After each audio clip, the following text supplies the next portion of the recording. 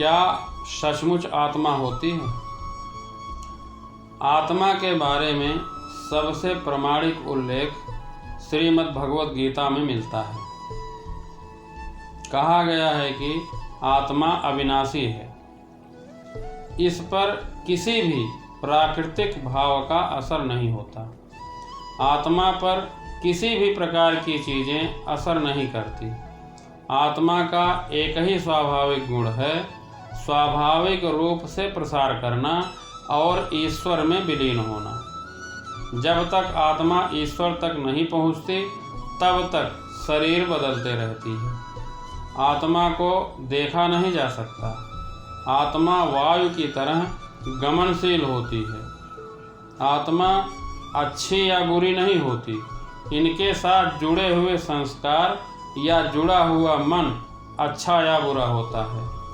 हर जीवित व्यक्ति में आत्मा मौजूद रहती है। जैसे ही आत्मा शरीर से निकल जाती है, शरीर निर्जीव हो जाता है। यानी आत्मा एक जीव है जिसके चले जाने पर शरीर जीव विहीन हो जाता है। शरीर से जुड़े सारे नाते रिश्ते सब खत्म हो जाते हैं। यह आत्मा ऐसा जीव है जो मनुष्य के कर्म फल के अनुसार एक शरीर से दूसरे शरीर में भटकता रहता है। आत्मा एक ऐसा रहस्य है जिसका रहस्य जितना सुलझाया गया है उतना ही उलझ जाता है। आत्मा का निवास स्थान हृदय में होता है। ईश्वरः सर्वभूतानां हृदय से अर्जुन तिष्ठति। भ्राम्यानि सर्वभूतानि यंत्रारूढ़ानि मायया। आत्मा के आँख, कान, मुख तथा हाथ पैर नहीं होते, फिर भी यह देख सकता है, सुन सकता है, बोल सकता है और स्पर्श कर सकता है। आत्मा के रंग को लेकर ऋषि मुनियों ने कई शोध किए हैं, जिससे यह अनुमान लगाया गया है कि आत्मा का रंग नीला या आसमानी है।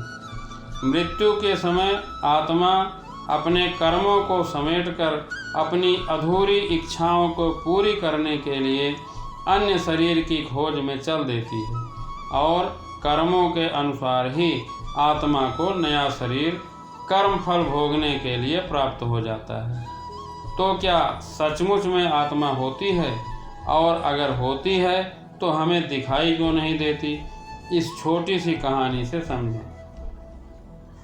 प्रातःकाल का समय था।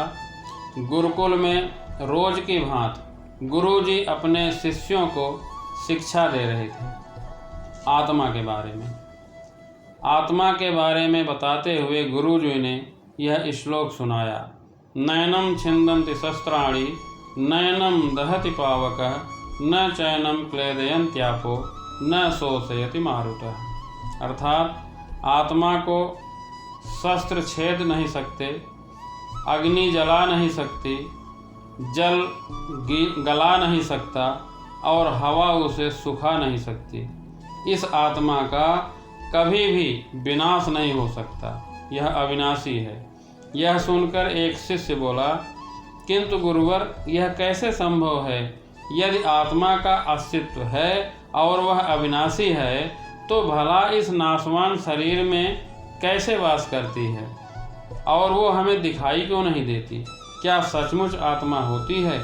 गुरुजी मुस्कुराए और बोले, पुत्र, आज तुम अपने रसोई घर से एक कटोरा दूध ले लेना और उसे सुरक्षित अपने कमरे में रख देना और कल इसी समय वह कटोरा लेकर यहाँ आ जाना। अगले दिन शिष्य दूध का कटोरा लेकर आ गया। गुरुजी ने पूछा, ये कल का रखा हुआ दूध क्या आज भी पीने योग्य है?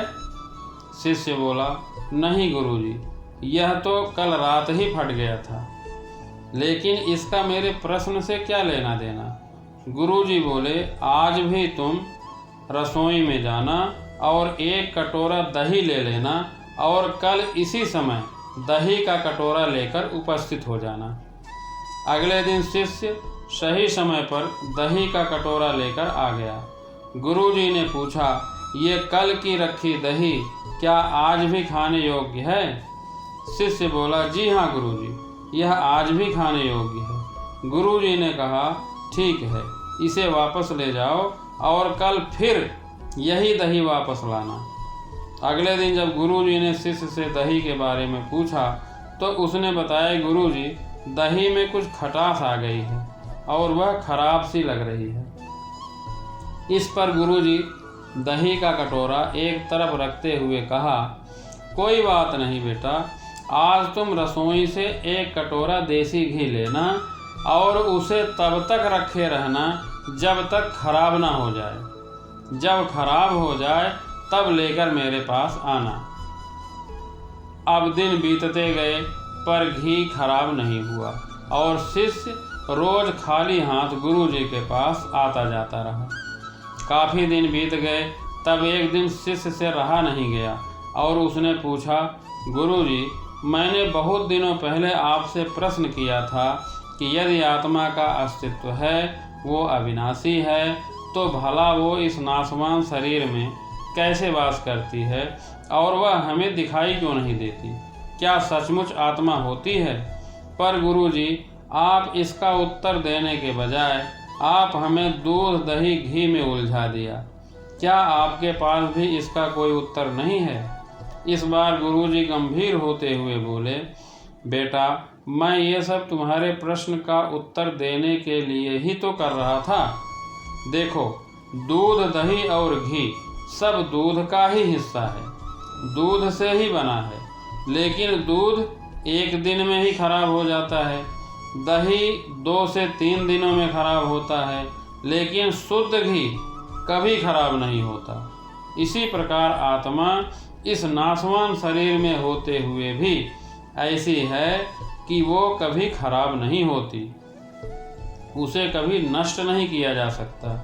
शिष्य बोला, ठीक है गुरुजी, मान लिया, आत्मा अविनाशी है, लेकिन हमें घी तो दिखाई देता है पर आत्मा नहीं दिखती। गुरुजी बोले, घी अपने आप ही तो नहीं दिखता, जब तक घी दूध में रहता है तब तक तो नहीं दिखता। घी को देखने के लिए पहले दूध में जामन डालकर दही बनाना पड़ता है, फिर दही को मथ कर मक्खन निकाला जाता है, फिर मक्खन को आग पर गर्म करके घी निकाला जाता है, तब घी दिखता है।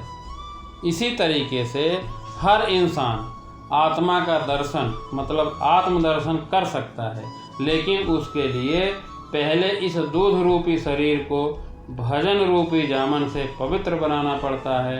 उसके बाद कर्म की मथनी से इस शरीर को दीन दुखियों की सेवा में मथना होता है और फिर सालों तक साधना और तपस्या की आंच पर इसे तपाना होता है, तब जाकर आत्मा का दर्शन संभव हो पाता है।